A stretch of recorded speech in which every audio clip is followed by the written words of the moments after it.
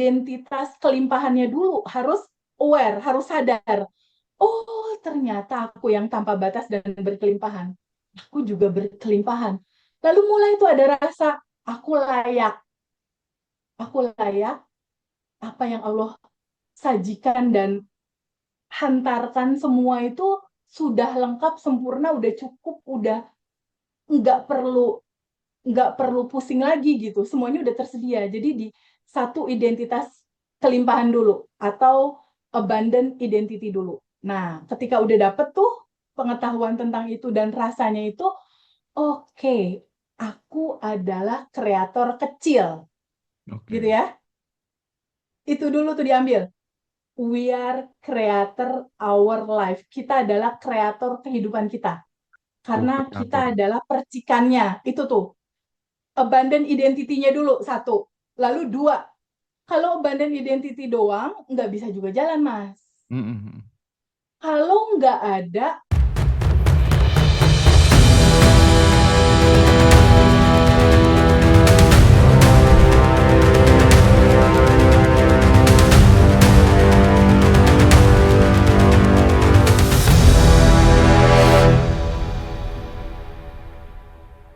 Kembali lagi soal imajinasi ya. Artinya kita memandang bahwa selama ini kan kita melihat imajinasi itu jangan-jangan hanya ilusi mental kita aja gitu. Ternyata kan enggak ya. Dari cerita TVB tadi sama beberapa pelatihan yang pernah aku ikutin gitu ya. eh Kayaknya itu jadi materi inti deh ya.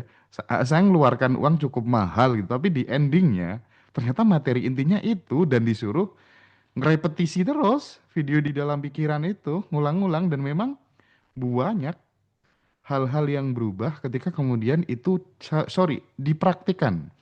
Bukan hanya dipelajari tapi benar-benar dipraktikkan gitu. Dan ya. sama mentornya waktu itu aku disuruh praktiknya sekitar 30 hari sih ya. Dan itu Hmm. menginspirasi Badan Revolution juga kenapa kemudian kita juga harus disuruh praktik 30 hari dia. Nah, kita tahu bahwa imajinasi tidak hanya sekedar ilusi mental tetapi juga menjadi jembatan spiritual. Ini kan untuk terwujudnya samudra kemungkinan gitu ya Teh kira-kira ya. Betul, betul sekali. Oke, Ya. oke, oke.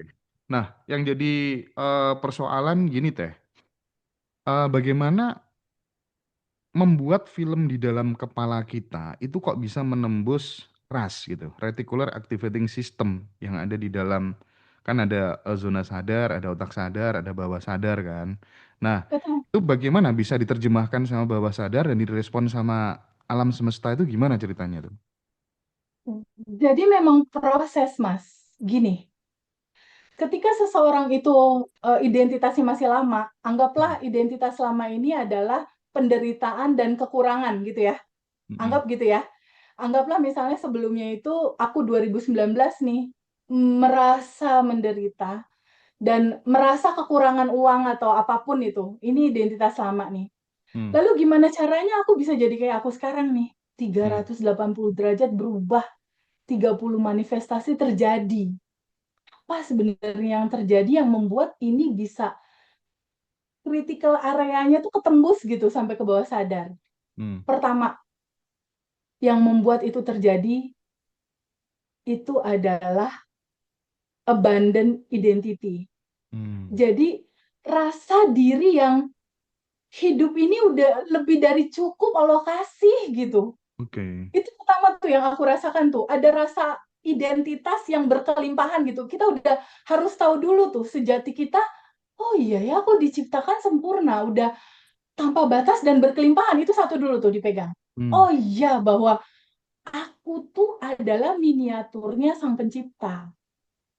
Ya, aku ini adalah percikan Dia.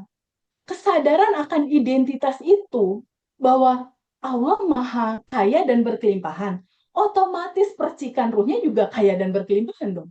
Hmm. Hmm. Nah, Hmm. aware kesadaran tentang Allah Maha Baik yang pertama sebagai syarat nol. Syarat nolnya tuh Allah Maha Baik. Syarat pertamanya identitas kelimpahannya dulu harus aware, harus sadar. Oh, ternyata aku yang tanpa batas dan berkelimpahan. Aku juga berkelimpahan. Lalu mulai itu ada rasa aku layak.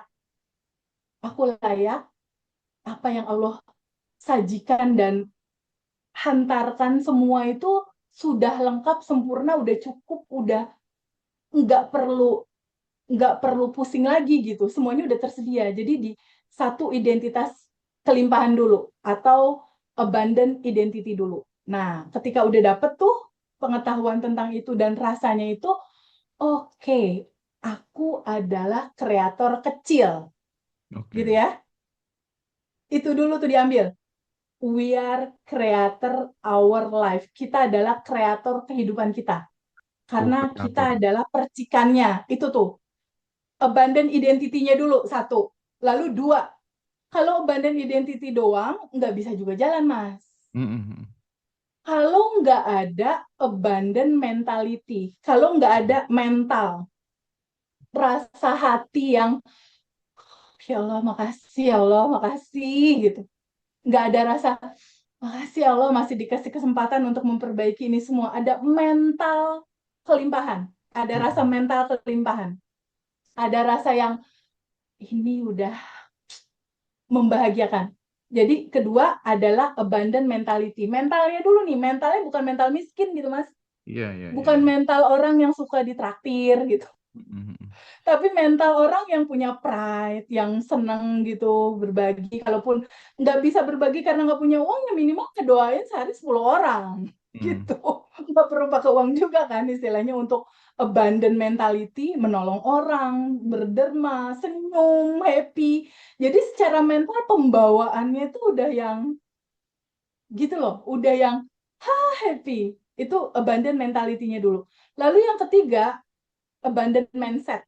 Mindsetnya bahwa uang itu gampang, uang itu mudah, uang itu seperti udara, uang itu ada di mana-mana. Nah, mindset ini yang mindset uang itu datang bagaimana caranya itu bisa masuk dari manapun gitu. Jangan gini mindsetnya. Ya, apa tuh aku mah cuma ibu rumah tangga, duit dari mana ya? Nah, itu mindset itunya harus dirubah dulu karena untuk poin yang pertama itu udah tanpa batas. Jadi ketika mentalnya abundant, mindsetnya udah mindset tanpa batas bahwa uang masuk dari manapun begitu banyak cara gitu.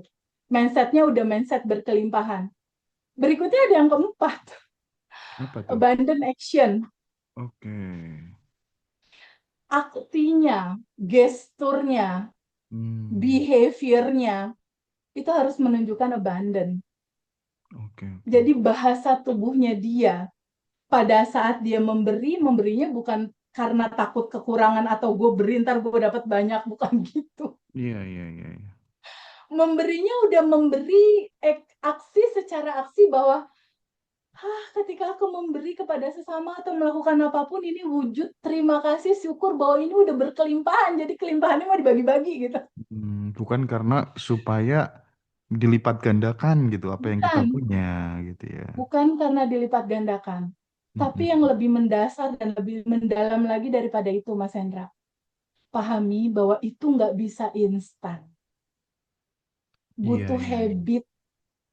Yang salah satunya menembus critical area itu adalah repetisi atau habit yang berulang-ulang dilakukan gitu. Makanya di habitnya Abundant Revolution ya, 30 hari daily routine, itu kan ada Mas, bangun tidur baru melek mata udah sadar nafas syukur. Sadar nafas syukur itu apa sih?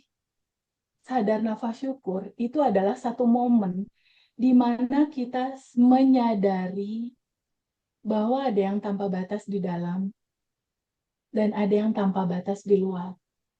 Menyadari bahwa ada kelimpahan tanpa batas di dalam dan ada kelimpahan tanpa batas di luar.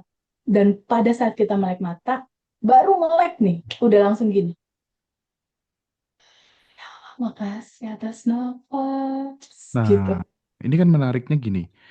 Ketika kemudian kita sadar nafas syukur gitu, artinya kan kita terhubung langsung kan dengan sumber dari Terkoneksi. segala sumber gitu. Konsekuensi logis ketika kemudian kita terkonek, terhubung langsung dengan Tuhan, dengan semesta, maka ini akan berimplikasi positif terhadap inspirasi, terhadap guidance dari dalam. Itu yang kemudian membuat langkah kita menjadi lebih mudah gitu ya, kira-kira ya. Betul, Mas. Karena sejatinya gini, Mas, sejatinya gini.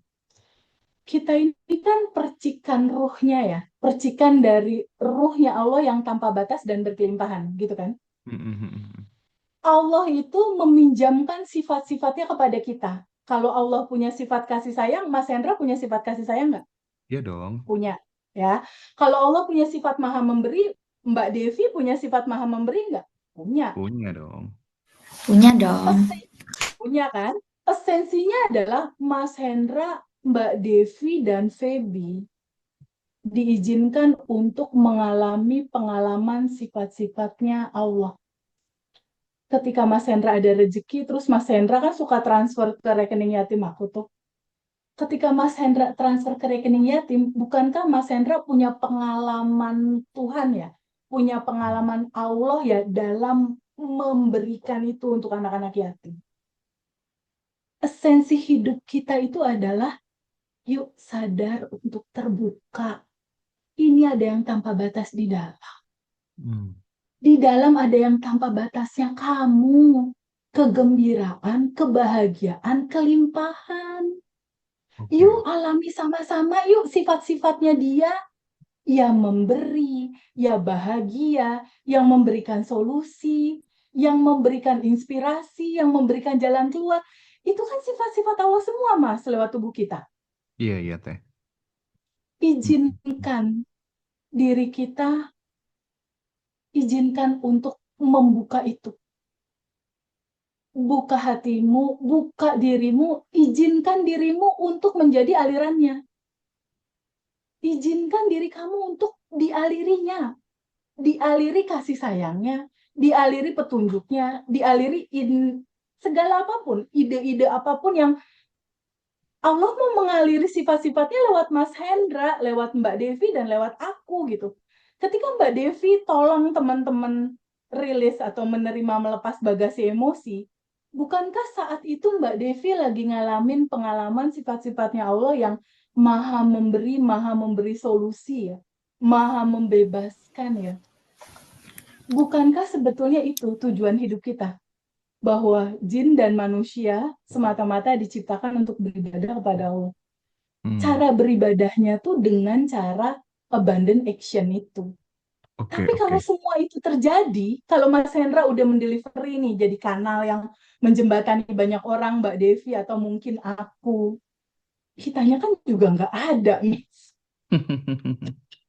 Yang ada kan cuma aliran dia doang.